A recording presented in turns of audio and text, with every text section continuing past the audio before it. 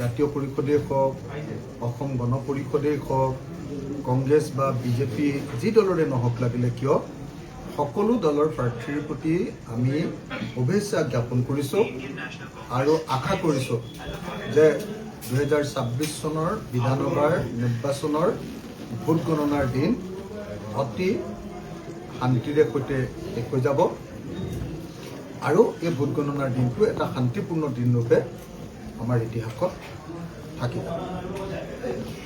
এতিয়া কথাটো হ'ল যে আমি বিৰোধী পক্ষই আশা প্ৰকাশ কৰিছোঁ যে 2026 চনৰ বিধানসভা নিৰ্বাচনত আমি বিৰোধী পক্ষই চৰকাৰ গঠন কৰিব পাৰিম।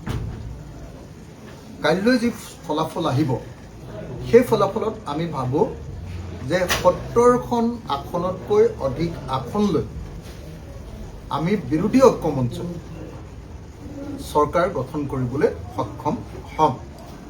এইটো হ'ল আমাৰ প্ৰত্যাশা আৰু এই প্ৰত্যাশাৰ মূল কাৰণটোৱে হ'ল যে এইবাৰ জনগণে সম্পূৰ্ণৰূপে পৰিৱৰ্তনৰ কাৰণে ভোট দিয়া আমি দেখিবলৈ পাইছোঁ। যোৱা সময়খিনিত হোৱা ব্যাপক মূল্যবৃদ্ধি, যোৱা সময়খিনিত হোৱা ব্যৱসায়িক মানুহবিলাকৰ প্ৰত্যেকজন ব্যৱসায়ীৰ ওপৰত পৰা সাংঘাতিক ধৰণৰ নেতিবাচক প্ৰভাৱ, যোৱা 10 বছৰ ধৰি অসমৰ জনগণৰ ওপৰত চৰকাৰখনে কৰা অগণতান্ত্ৰিক হস্তক্ষেপ, গণতন্ত্ৰ হত্যা কৰাৰ ঘটনা, কেৱল আৰু কেৱল হিন্দু মুছলমান কৰি সাম্প্ৰদায়িক ৰাজনীতি কৰাৰ ঘটনাই সমগ্ৰ অসমবাসী ৰাইজক আমুৱাইছিল আৰু তাৰ প্ৰেক্ষাপটতে 2026 চনৰ বিধানসভা নিৰ্বাচনত সমগ্ৰ অসমবাসী ৰাইজে এবাৰ বিজেপিৰ বিৰুদ্ধে ঐক্যবদ্ধভাৱে ভোট দিছে, NDAৰ বিৰুদ্ধে ঐক্যবদ্ধভাৱে ভোট দিছে আৰু সেইকাৰণে আমি নিশ্চিত, ৰাইজৰ দল নিশ্চিত যে 2026 চনৰ বিধানসভা নিৰ্বাচনৰ কালিলৈ ভোট গণনাৰ পাছত কাইলৈ 1 বজাৰ ভিতৰত আমি নিশ্চিত হৈ যাম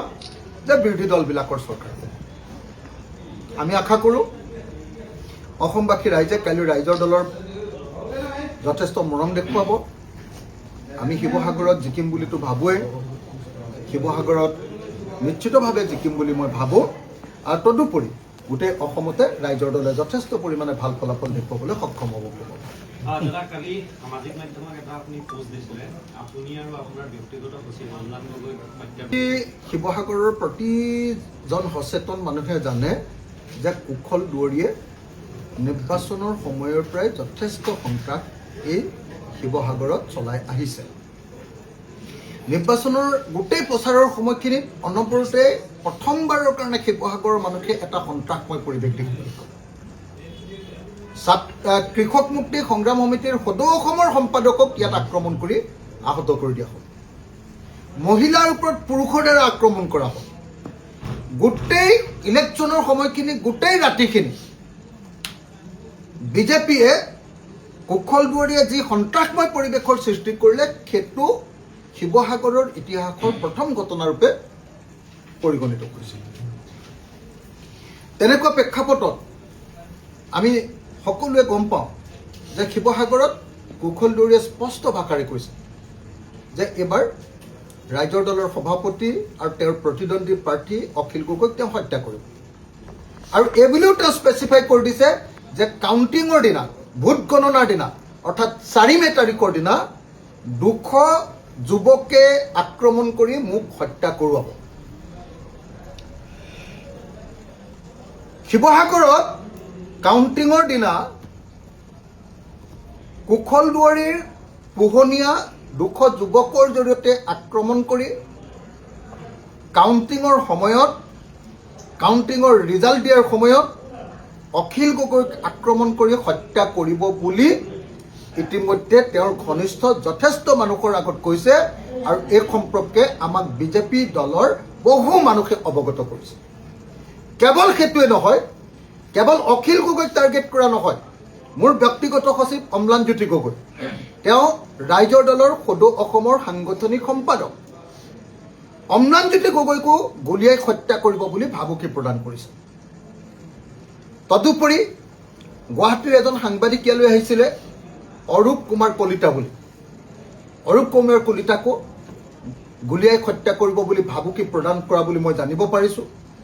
গতিকে কুশল দুৱৰীয়ে এটা সন্ত্ৰাসময় পৰিৱেশ সৃষ্টি কৰাৰ কথা আমি সকলোৱে জানো। মই নিজে আপোনালোকক দেখুৱাইছোঁ যে কুশল দুৱৰীয়ে অকল আমাৰ শিৱসাগৰতে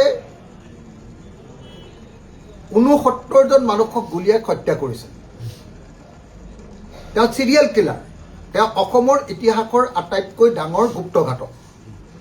সেই গুপ্তঘাতকে অপেনলি ঘোষণা কৰিছে যে এইবাৰ অখিল গগৈ গুলিয়াই হত্যা কৰিব। এইবাৰ অখিল গগৈ যুৱকৰ দ্বাৰা আক্ৰমণ কৰাই হত্যা কৰাব। আৰু এই কথাটোক লৈ মই অসমৰ ডিজিপি, অসম পুলিচৰ DGP, director general of police Harmit সিঙক আৰু এডিজি এছবিৰ কি নাথ কয় হীৰেণ নাথক মই এই সম্পৰ্কে কমপ্লেইন দিলোঁ। কালি তৃতীয়খন কমপ্লেইন দিলোঁ। আৰু তৃতীয়খন কমপ্লেইন দিয়াৰ পাছতো তেওঁলোকৰ পৰা একদম ইনডিফাৰেণ্ট, একদম গুৰুত্ব নিদিয়া, একদম ইনডিফাৰেণ্ট উত্তৰ আহিছে যে তেওঁলোকে মোৰ এনেকুৱা মানে নিৰাপত্তা কিবা বিঘ্নিত হ'ব বুলি তেওঁলোকে নাভাবে। মই তেতিয়া তেওঁলোকক ক'লোঁ যে ঠিক আছে, যদি নহয় ঠিকে আছে, তো খালি পলিটিকেলি বস্তুটো ডিটাৰমাইণ্ড হ'ব নালাগে। আমাৰ কথাটো স্পষ্ট। আমাৰ পিনৰ পৰা অসম পুলিচৰ হেড ডাইৰেক্টৰ জেনেৰেল অফ পুলিচক ডিজিপিক ইতিমধ্যে জনাই দিয়া হৈছে। আমাৰ পিনৰ পৰা এছবিৰ হেড এডিজি হীৰেণ নাথক জনাই দিয়া হৈছে। আৰু এই দুয়োজনকে 3বাৰ 3খন কাগজ দিয়াৰ পাছতো যেতিয়া এই সম্পৰ্কে কোনো ব্যৱস্থা গ্ৰহণ নকৰিলে, কালি ৰাতি মই অসমৰ হোম কমিশ্যনাৰ দিগন্ত বৰাকো এই সম্পৰ্কে লিখিতভাৱে অৱগত কৰিছোঁ। আৰু দিগন্ত বৰালৈ মই এডিজি হীৰেণ নাথ আৰু ডিজিপি হৰমিত সিঙলৈ পঠিওৱা আটাইবিলাক চিঠিও পঠিয়াই দিছোঁ। তাৰ পাছত কি ব্যৱস্থা লয় মই নাজানো। এতিয়া অৱশ্যে আজি শিৱসাগৰ যেতিয়া মই আহিছোঁ, তেতিয়া শিৱসাগৰ থানাৰ পৰা 4জন মানুহ আমাৰ ঘৰৰ সন্মুখত মই বহি থকা দেখিছোঁ। কিন্তু মোক এতিয়ালৈকে কোনো ধৰণৰ আনুষ্ঠানিকভাৱে অৱগত কৰা হোৱা নাই, বা মোক কোনো ধৰণৰ আনুষ্ঠানিকভাৱে কোনো PSO দিয়া হোৱা নাই, কোনো ধৰণৰ PSO নতুনকৈ দিয়া হোৱা নাই, বা আনুষ্ঠানিকভাৱে জিলা প্ৰশাসনৰ পিনৰ পৰাও মোক জনোৱা হোৱা নাই, SPৰ পিনৰ পৰাও, বা এডিজি, কালিতো এডিজিয়ে নিদিয়ে বুলি কৈ দিলে মোটামুটি। ডিজিপিও তেওঁ কৈ দিলে যে মই নাজানো, এইটো এডিজি SBয়েহে জানে। গতিকে এতিয়ালৈকে নাজানো। মই আমাৰ পিনৰ পৰা জনাবলগীয়া কথাবিলাক জনাই থৈছোঁ, আৰু পাৰ্টি পিনৰ পৰা ল'বলগীয়া যিবিলাক আমাৰ সাৱধানতামূলক ব্যৱস্থা, সেই ব্যৱস্থাবিলাক আমি গ্ৰহণ কৰিছোঁ।